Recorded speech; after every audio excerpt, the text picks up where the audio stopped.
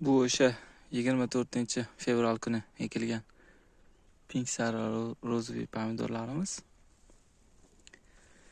Bugungi kundagi holatlari bularga hech qanaqa bir yad bera olmadik.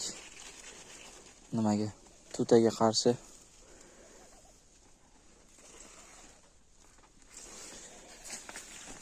yad ishlatmadik. Unaqa ehtiyojimiz sezmaganimiz uchun yad ishlatmadik umuman. Boshida rosa mayda edi hosillari. Juda ham ko'rinmayotgandi. Yo'q, oziqalarini berganimizdan keyin ancha yaxshilashib ketdi. Qizarishga o'tib qoldi bitta. Bu o'sha 2 qator ekilgan Mamston. Buniki Mamstonniki sal boshqacharoq bo'lar ekan, sal ko'kligi ham boshqacharoq bo'lar ekan. Ko'k bo'lar ekan. Mana birinchi solgan kislari.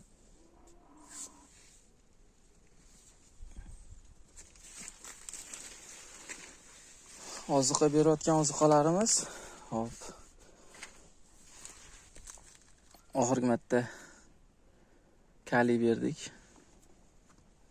Kaliy bilan magniy, temir qo'shildimi shunaqa.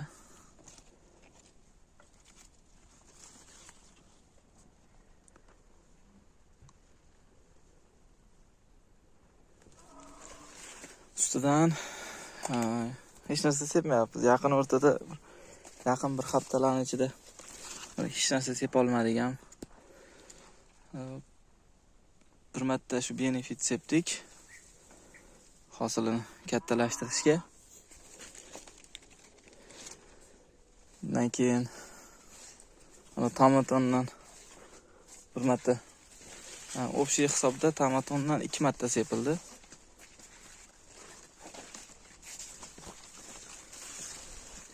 Boshida o'zimizni sepayotgan oziqalardan sep turdik-ku. Keyinchalik uni ham sepmay qo'ydik.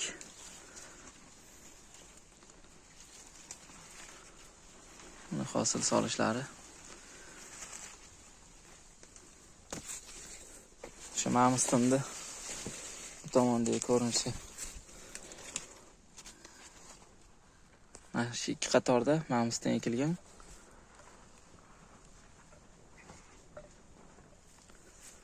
Buni endi ustiga setka yopib chiqsak, keyin tagidagi birinchi kistgacha bo'lgan, birinchi kistdan ikkinchi kistgacha bo'lgan nimalarni olib tashlaymiz. Mana.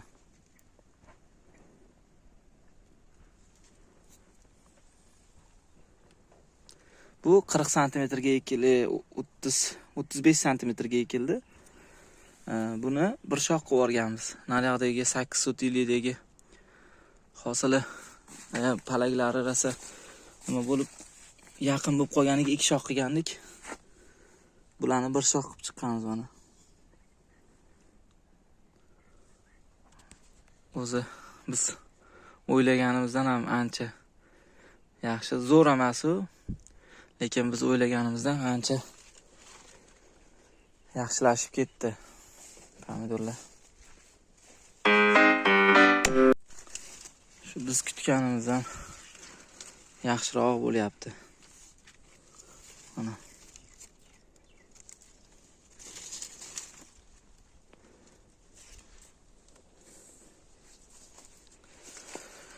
Bu yoqdagi 20 sotikka shu ekilgan общий 1,5 fevralda birinchisida ekilgan bo'lsa, qolgan yarmini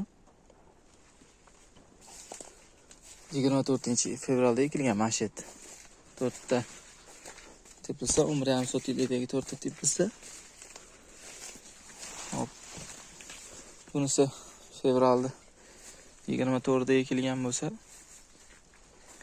bularni to'xtatib chiqdik bugun. Bo'ldi. 2 metr. 2 metrdan ham oshib ketdi. 2,20-2,30 bo'lib qoldi. Shuning uchun bo'ldi, to'xtatdik. Simdan o'zi o'tib ketdi tepaga qarab.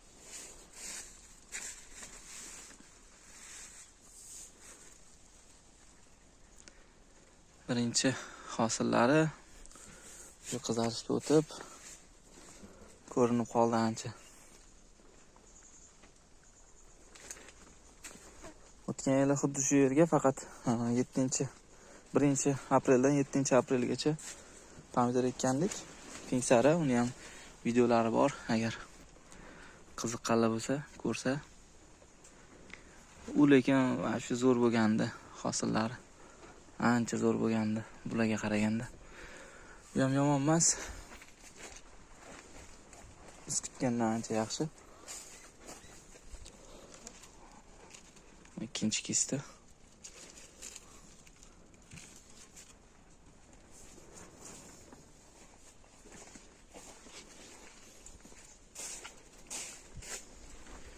Hozir o'sha 1-fevraldagini ko'rsataman. U 8 so'tlikka ekilgani. Uni 35 sm qilib ekilgan ular ham. Faqat 2 shox qilingan u. Buniki 1 shox baribir erta ekilgani. Orasini uzoqroq qilaverish kerak ekan. Mana buni 35 sm qilib olib tashlagandik. Ikkinchi shoxini, buni ikkinchi shoxini ham qoldirayotgandik. Keyin narga uncha bo'lmagandan keyin buni ikkinchi shoxlarini olib tashlagandik kichkinaroqligida. Yaxshi bo'lgan ekan. Bu yoqdagi 1-fevral kuni ekilganlari.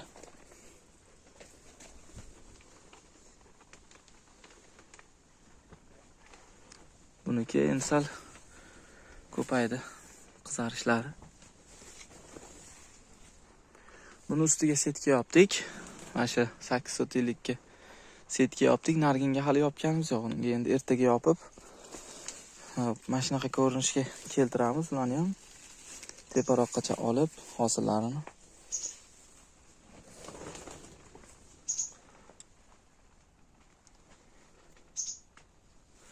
Bunga mana fosfat berildi kechagi kuni. Shu kapilnidan mana fosfat kaliy berildi.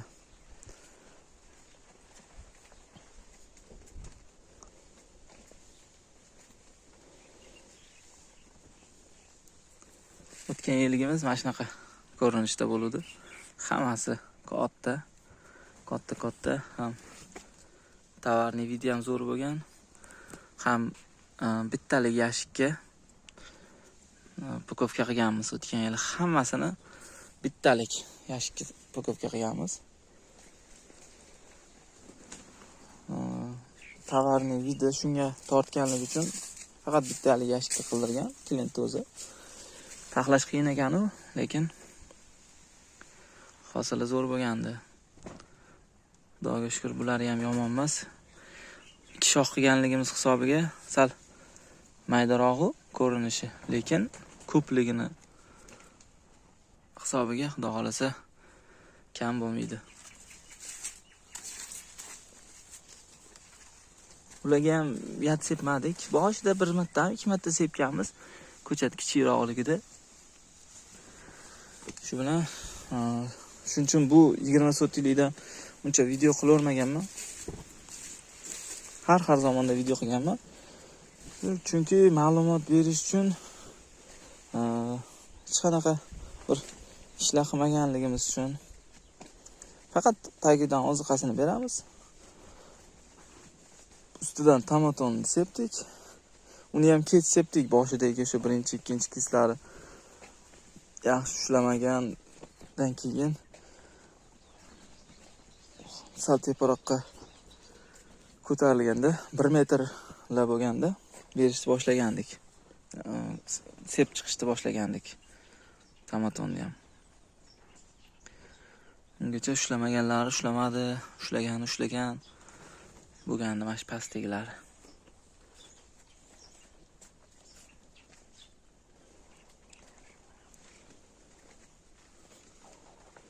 Buni ustiga setka yopilgandan keyin mana shu holatga keltirib ochib chiqiladi. Tezroq qizaradi. Ham havo aylanib hosilini ham chiroyliroq bo'lishiga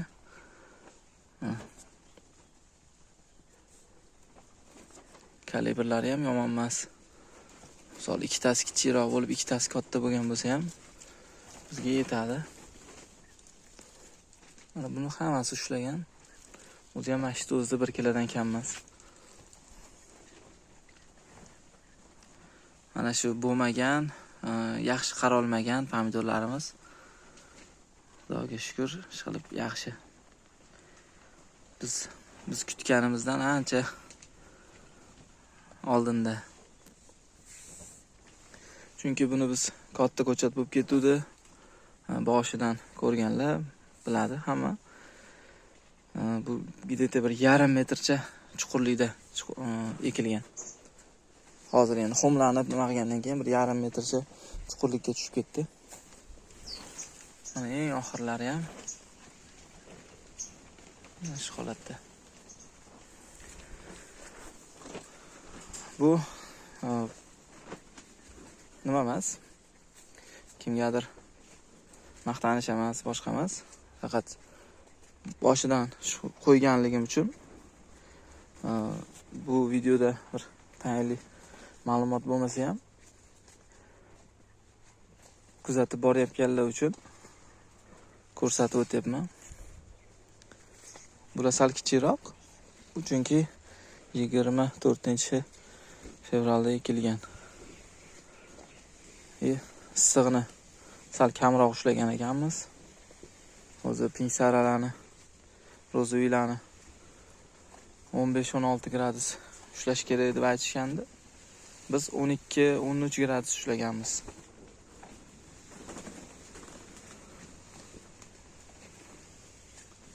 Hozir faqat shu kaliyli narsa beryapmiz. Faqat hosilini ishirishga va pishirishga.